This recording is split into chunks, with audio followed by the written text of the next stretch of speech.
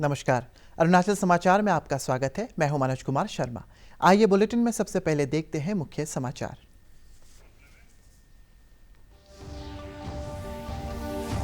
राष्ट्रपति रामनाथ कोविंद ने गुजरात में केवड़िया में संसद और विधानमंडलों के पीठासीन अधिकारियों के अखिल भारतीय सम्मेलन का किया उद्घाटन। राष्ट्रपति ने कहा, जनता की अपेक्षाओं को पूरा करना जनप्रतिनिधियों और लोकतंत्र संस्थानों के सामने है सबसे बड़ी चुनौती।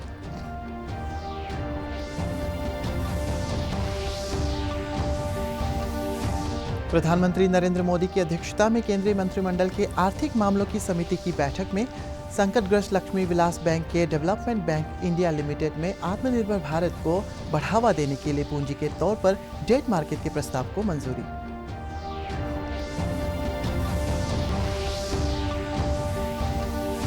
राज्य के पर्यटन मंत्री नाकाब नालो ने खेलो इंडिया योजना के तहत अपर सुबनसिरी जिले के नाचो विधानसभा क्षेत्र के कियोजरिंग में निर्माणाधीन मल्टीपर्पज स्टेडियम का किया निरीक्षण। परियोजना एजेंसी को समय पर गुणवत्ता के साथ कार्य पूरा करने का दिया निर्देश।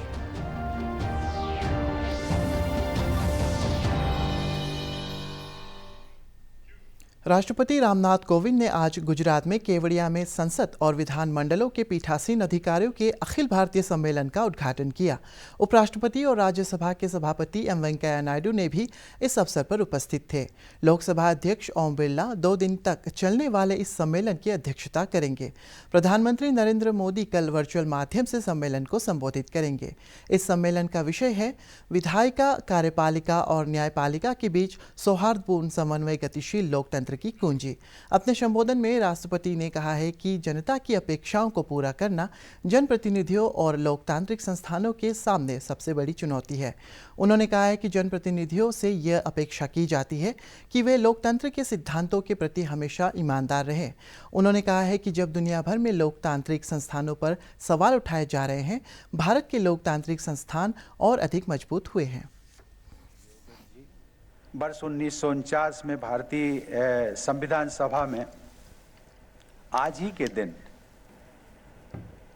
के दिन संविधान के प्रमुख शिल्पी बाबा साहब डॉक्टर B.R. आम्बेडकर ने कहा था कि संविधान की सफलता भारत की जनता और राजनीतिक दलों के आचरण पर निर्भर करेगी। अब यह हम सब पर निर्भर है कि अपने राष्ट्र निर्माताओं के सपनों को पूरा करने के लिए भय, प्रलोभन, राग द्वेष, पक्षपात और भेदभाव से मुक्त होकर शुद्ध अंतःकरण से कार्य करें। भारत की शासन व्यवस्था के तीनों अंगों अर्थात कार्यपालिका, विधायिका और न्यायपालिका द्वारा आपसी समन्वय और सामंजस्य से ही कार्य करने की परंपरा अब सुदृढ़ हो चुकी है। मुझे बहुत प्रसन्नता है कि इस परंपरा को पुष्ट करने के लिए 2 दिवसीय सम्मेलन के दौरान सशक्त लोकतंत्र, आप सभी के एजेंडा में सशक्त लोकतंत्र हेतु विधायिका, कार्यपालिका और न्यायपालिका का आदर्श समन्वय, इस विषय पर गहन चर्चा करने वाले हैं। और मुझे प्रसन्नता होगी स्पीकर साहब कि यदि आप इस गहन मंथन के पश्चात जो रिपोर्ट बने उसे आप यदि मेरे पास भी भेजें तो मुझे बहुत प्रसन्नता होगी। मुझे विश्वास है कि इन 2 दिनों में आप सभी के विचार मंथन से जो निष्कर्ष प्राप्त होंगे उनको अपनाने से हमारी लोकतांत्रिक व्यवस्था को और भी मजबूती मिलेगी। लोकतांत्रिक व्यवस्था अंततः लोक कल्याण, विशेष रूप से गरीबों, पिछड़ों और वंचितों के उत्थान और देश की प्रगति के परम ध्येय से संचालित होती है। मेरा विश्वास है कि शासन के तीनों अंग मिलकर इस ध्येय को प्राप्त करने की दिशा में कार्य करते रहेंगे। उपराष्ट्रपति और राज्यसभा में सभापति एम वेंकैया नायडू ने संसद और विधानमंडल के पीठासीन अधिकारियों के अखिल भारतीय सम्मेलन को संबोधित करते हुए कहा कि विधानमंडल, कार्यपालिका और न्यायपालिका के बीच सामंजस्यपूर्ण समन्वय एक जीवंत लोकतंत्र की कुंजी है। लोकसभा अध्यक्ष और इस सम्मेलन के अध्यक्ष ओम बिरला ने सभी पीठासीन अधिकारियों से कहा है कि वे संविधान दिवस पर अपनी संवैधानिक जिम्मेदारियों पर विचार करें।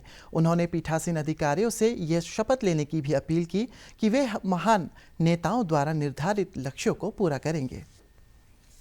I prefer to call presiding officers the high priests of temples of democracy, high priests of the temples of democracy. You are mandated with upholding sanctity of the sanctum sanctorium of these temples. This has to be kept in mind by everyone. We consider our state to be its best state when each of the three organs of the state perform to the best of its potential in the domain specified in each one of them, in pursuit of the mandate defined and in the manner prescribed in the Constitution. हम सबका मकसद जनता के हितों का संरक्षण करना ही है। अपनी अपनी संस्थाओं के माध्यम से काम करने के लिए हमारे पास पर्याप्त शक्तियां उपलब्ध है। आइए इस अवसर पर हम सब नई ऊर्जा के साथ राष्ट्र के निर्माण का संकल्प लें। मुझे पूरा विश्वास है कि हमारा छोटा सा प्रयास नागरिकों के जीवन में बहुत बड़ा बदलाव ला सकता है। मुझे पूरी आशा है यहाँ सभी उपस्थित प्रतिनिधि अपना रचनात्मक योगदान देकर एक सार्थक चर्चा कर हम लोकतंत्र को और मजबूत करने का काम करेंगे। प्रधानमंत्री नरेंद्र मोदी की अध्यक्षता में केंद्रीय मंत्रिमंडल के आर्थिक मामलों की समिति की बैठक में कई महत्वपूर्ण निर्णय लिए गए। केंद्रीय मंत्री प्रकाश जावड़ेकर ने संवाददाताओं को संबोधित करते हुए बताया कि मंत्रिमंडल ने संकटग्रस्त लक्ष्मी विलास बैंक के डेवलपमेंट बैंक इंडिया लिमिटेड में विलय के प्रस्ताव को मुहर लगा दी है। साथ ही एटीसी में एफडीआई को भी मंजूरी दी गई। केंद्रीय मंत्री ने बताया कि कैबिनेट ने राष्ट्रीय निवेश और अवसंरचना निधि द्वारा NIIF ऋण मंच में सरकार द्वारा 6,000 करोड़ रुपए के इक्विटी निवेश को मंजूरी दे दी है। साथ ही टेलीकॉम सेक्टर में एटीसी में एफडीआई को भी मंजूरी मिली है। टाटा समूह की कंपनी एटीसी के 12 एशिया के लिए गए हैं। सरकार ने आत्मनिर्भर भारत को बढ़ावा देने के लिए पूंजी के तौर अब डेट मार्केट फायदा उठाया जाएगा। मोदी सरकार का जोर इंफ्रास्ट्रक्चर तेजी से गति से तैयार करना ये है। ये जो national investment and infrastructure fund है, इसमें आज के कैबिनेट ने निर्णय किया कि 6,000 करोड़ रुपए का निवेश करेंगे। इससे इंफ्रास्ट्रक्चर डेवलपमेंट को पैसा 1,10,000 करोड़ रुपए मिलेगा। Lakshmi Vilas bank development bank India limited में अमालगमेट करने का निर्णय हुआ है। लक्ष्मी विलास बैंक के 20 लाख डिपॉजिटर्स, 20,000 करोड़ डिपॉजिट्स है, 4,000 कर्मचारी नौकरी पर है। इस सबकी सुरक्षा इस निर्णय में है। टेलीकॉम सेक्टर में 2,480 करोड़ रुपए का निवेश, विदेशी निवेश आ रहा है, उसको मंजूरी दी गई है। इस निवेश का अर्थ यह है कि भारत में टेलीकॉम सेक्टर, जैसे आपको पता है 120 करोड़ लगभग मोबाइल फोन हो गए, 75 करोड़ इंटरनेट कनेक्शंस हो गए। तो बढ़ते टेलीकॉम सेक्टर का लोग निवेश करना चाहते हैं विदेश से। इसमें अच्छा खासा बिजनेस होगा। इससे इनोवेशन को बढ़ावा मिलेगा,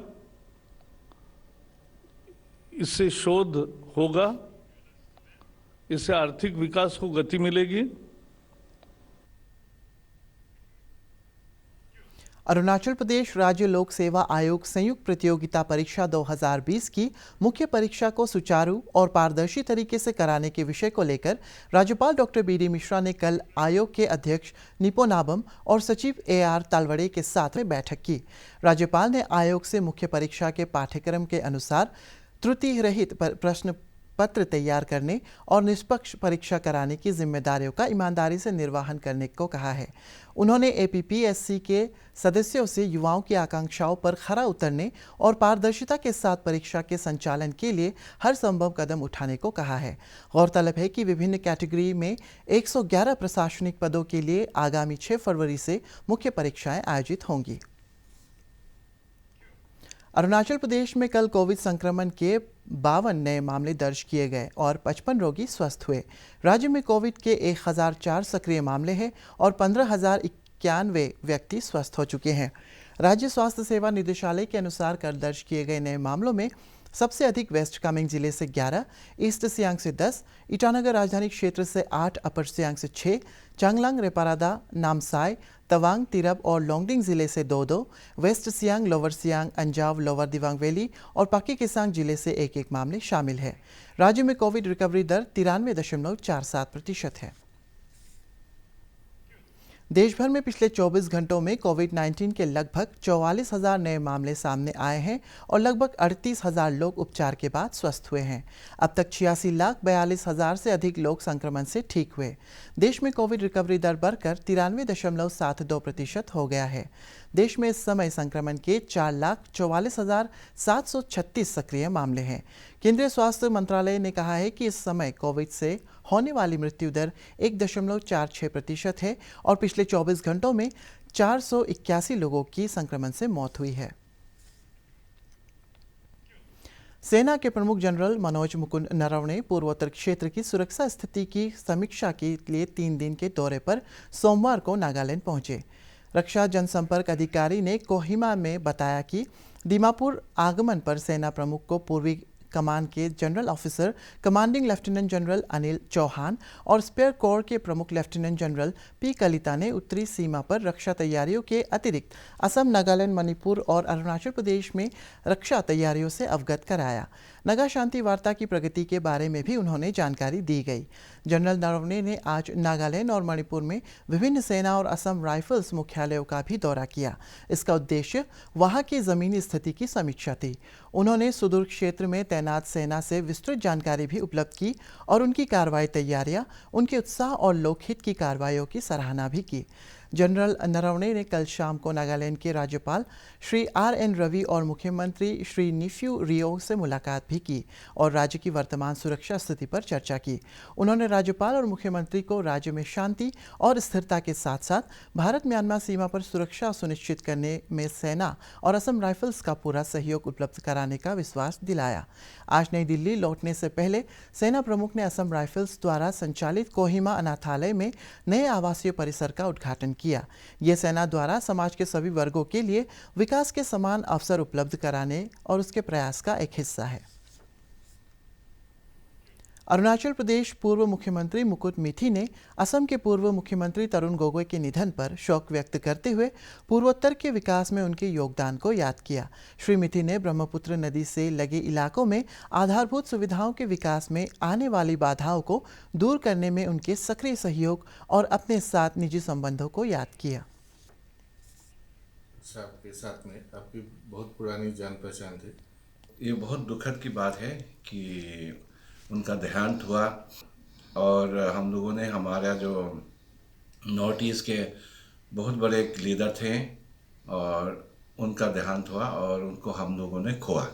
तो मैं उनके आत्मा के शांति भगवान से प्रार्थना करता हूँ, उनको शांति दे और उनके आत्मा को और उनके जो दुखित उनके जो फैमिली है उन सबको मनोबल बढ़ाए ताकि वो उनके खोने के बाद भी अपने काम जारी रखे। और विशेष करके गौरव है एक यंग बडिंग लीडर है नॉर्थ ईस्ट का, तो उनको मैं बहुत बहुत शुभकामनाएं देता हूँ। इसके साथ दुख के साथ मैं राज्य के पर्यटन और भू प्रबंधन मंत्री नकाप नालो ने खेलो इंडिया योजना के तहत अपर सुबनसिरी जिले के नाचो विधानसभा क्षेत्र के कियोजरिंग में निर्माणाधीन मल्टीपर्पज स्टेडियम का निरीक्षण किया।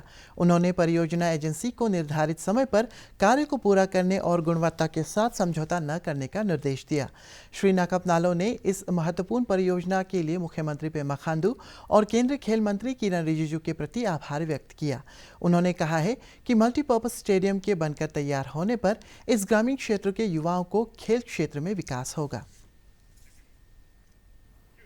राज्य भर में नोक्टे जनजातीय का प्रमुख कृषि आधारित पर्व चालू लोकू कोविड दिशा निर्देशों का पालन करते हुए पारंपरिक हर्षोल्लास के साथ मनाया जा रहा है।